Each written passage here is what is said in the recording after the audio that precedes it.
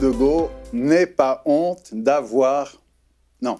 Et honte d'avoir honte. Qu'est-ce que je veux dire? Bon, alors, on ne va pas le refaire, mais justement... si on le refait.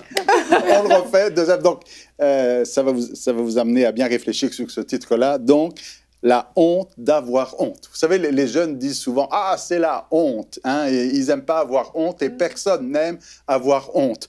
Et quand on y réfléchit bien, au commencement, il n'y avait pas de honte. Au commencement était Dieu et au commencement, il n'y a pas de honte. Même Adam et Ève, nus, n'avaient pas honte. Genèse, chapitre 2, verset 25, l'homme et la femme étaient tout nus, ils n'en avaient point honte. C'est avec le péché que la honte est venue. En fait, si on y réfléchit bien, la honte, c'est la honte de quelque chose de mauvais. S'il n'y a pas de péché, il n'y a pas de honte, mais à partir du moment où il y a un tort, où il y a une erreur, où il y a une anomalie, où on a fait quelque chose de mal, où il y a un mauvais comportement, il y a une honte. Alors, si on reste juste avec ce principe-là, celui qui a honte de Dieu, il y a un problème. Parce que Dieu aurait-il fait quelque chose de mal pour avoir honte de lui? Dieu aurait-il mal agi pour avoir honte de son comportement? Bien au contraire. Donc, avoir honte de Dieu, c'est mathématiquement impossible, puisque la honte, c'est la honte de quelque chose qu'on aurait mal fait, mal agi, mal interprété.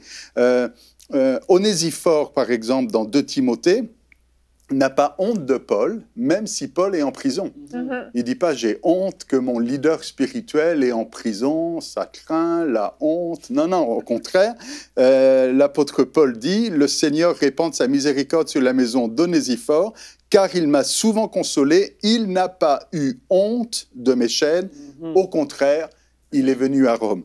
Alors, est-ce qu'on peut avoir honte de ce que Jésus soit mort sur une croix pour nous, en disant, c'est pas vainqueur, c'est... Si on a honte de Christ, si on a honte de Dieu, c'est qu'on n'a rien compris. C'est qu'on n'a pas compris. Jésus nous a aimés. Il n'a pas eu honte de nous. Il nous a aimés. Je lis Hébreux, chapitre 2, verset 11, dans la Bible en français courant.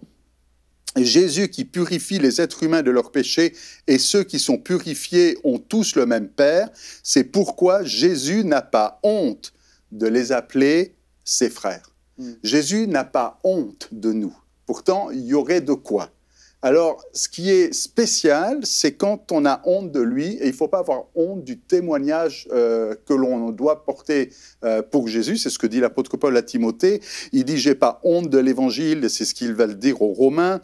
Et l'apôtre Jean va dire aussi « mes enfants, soyez pleins d'assurance, n'ayons pas à rougir de honte devant lui le jour de sa venue ». Parce que si on a honte de lui aujourd'hui, ben, je veux dire, à un moment donné, il va nous demander des comptes, il va dire « mais pourquoi est-ce que tu as eu honte de moi ?» Si quelqu'un souffre parce qu'il est chrétien, dit l'apôtre Pierre, qu'il n'en ait pas honte. Et aujourd'hui, donc, j'aimerais vous amener à réfléchir sur le ridicule de la situation et à prendre du recul en disant « mais si tu as honte de quoi au juste ?» Si tu as honte de Dieu, tu as honte que Dieu soit grand, que Dieu soit fort, que Dieu t'aime, qu'il ait donné sa vie pour toi. Quelque chose d'absurde dans le fait d'avoir honte. Et j'aimerais finir avec une parole positive. Dans 2 Corinthiens, chapitre 7, verset 4, je lis dans la Bible en français courant, voilà ce que l'apôtre Paul dit. « J'ai une grande confiance en vous, je suis très fier de vous.